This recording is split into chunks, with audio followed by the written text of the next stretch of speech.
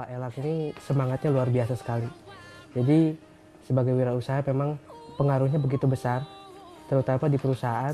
Semangatnya tertular kepada kita di perusahaan, sangat luar biasa. Banyak sekali karyawan-karyawan yang di perusahaan itu terinspirasi oleh Pak Elang Gumilang ini. Kurang lebih saya sudah bersahabat dengan Elang Gumilang semenjak tahun 2010 dan saya melihat sosok Elang Gumilang sebagai pemuda yang sangat luar biasa. Bagi kami teman-temannya, Elang Gumilang bisa menginspirasi baik itu dari kalangan kaum muda maupun orang-orang tua. Mas Elang, gimana akhirannya bisa mulai ke dunia properti developer dan ngebangunnya bukan untuk yang perumahan-perumahan keren buat orang-orang tajir melintir gitu ya, tapi justru kayaknya peduli banget nih sama kalangan menengah ke bawah.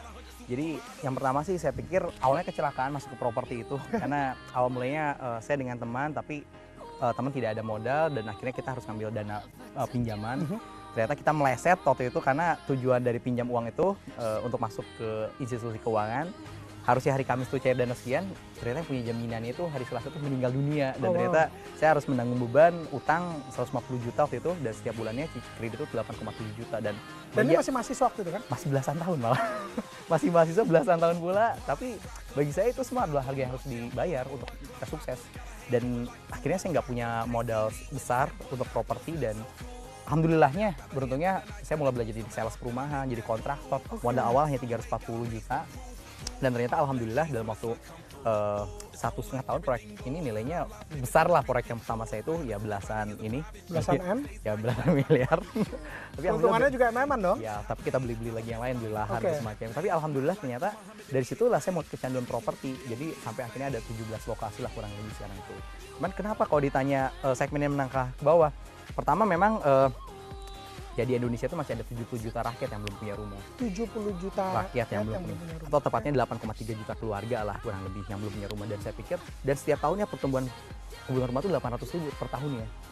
Yang dipenuhi itu baru sekitar 200.000. Jadi kita masih gapnya masih terlalu tinggi sekali. Dan saya pikir, ya saya banyak kadang-kadang melihat, mohon maaf, orang yang sudah lanjut usia, kadang-kadang rumah belum punya.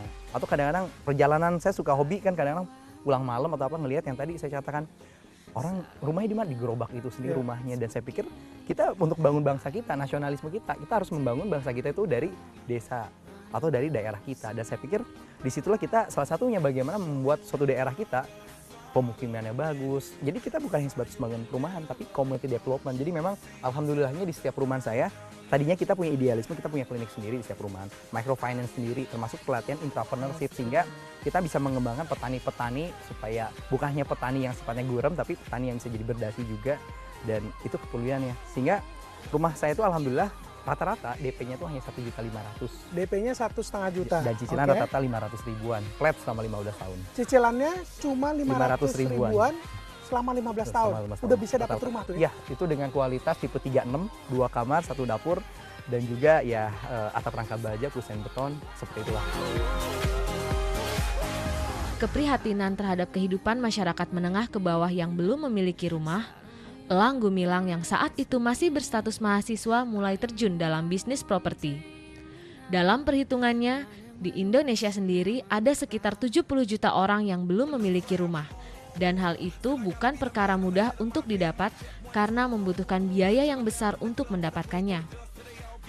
Melihat realitas sosial seperti itu, bersama dengan teman-temannya, Elang terdorong untuk mendirikan perumahan khusus untuk orang-orang ekonomi ke bawah pada tahun 2007 dengan mulai membangun rumah sehat sederhana atau RSS.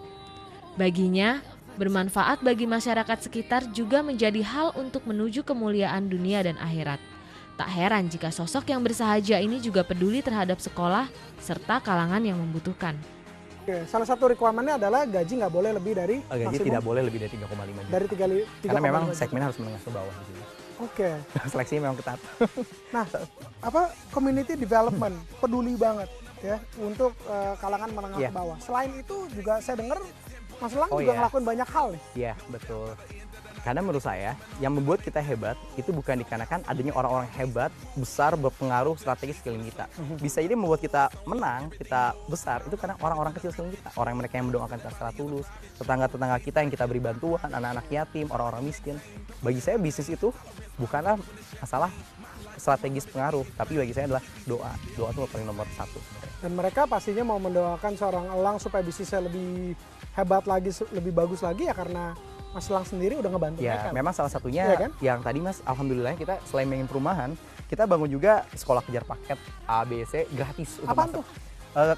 Orang-orang yang nggak bisa sekolah tentunya, Oke. ya yang udah lanjut tapi dia ketinggalan lah ibaratnya. Jadi kita bikin sekolah kejar paket A, B, C. Kita pun alhamdulillah rutin hampir setiap bulan ada operasi katarak, hidrosefalus, bahkan kita pernah juga berian kaki palsu, dan itu alhamdulillah hampir rutin. Saya sebenarnya belajar banget dari namanya Cadbury, perusahaan di Inggris. Yeah. Tapi ketika Cadbury itu dibeli sama Amerika waktu itu, yang merasa kehilangan tuh bukan pemerintah Inggris, tapi rakyat Inggris. Karena layaknya suatu perusahaan itu, ketika perusahaan ada tuh tingkat ekonomi itu meningkat, kesehatan meningkat, sejahtera. Jadi fungsi suatu bisnis bagi saya itu bukan masalah yang namanya sebatas ekonomi, tapi bagaimana masyarakat tuh ikut merasakan ikatan hati antar perusahaan dan masyarakat. Impact-nya itu ada Impact-nya gitu ada. ya. Kita nggak akan hanya profit geruk doang, Ya, Mas. bukan cuma profit doang Ah, bisnis bukan. itu ya. Kalau kita bisa memberikan value Iya. added terhadap orang-orang Iya. sekitar, komunitas, kita Betul. bisa bangun bareng-bareng. Iya. Ya secara apa ya? Secara otomatis bisnis kita akan berkembang. Iya. Iya kan? Dan hati itu tidak bisa dibayar uang, itu butuh ketulusan juga.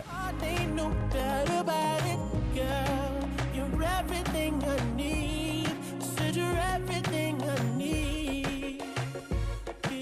Ada peribahasa yang mengatakan, kalau kita menanam padi, niscaya kita akan dapatkan rumput pula. Tetapi kalau kita menanam rumput, belum tentu kita mendapatkan padi. Begitupun dalam bisnis. Kalau kita yang kejar adalah kemuliaan,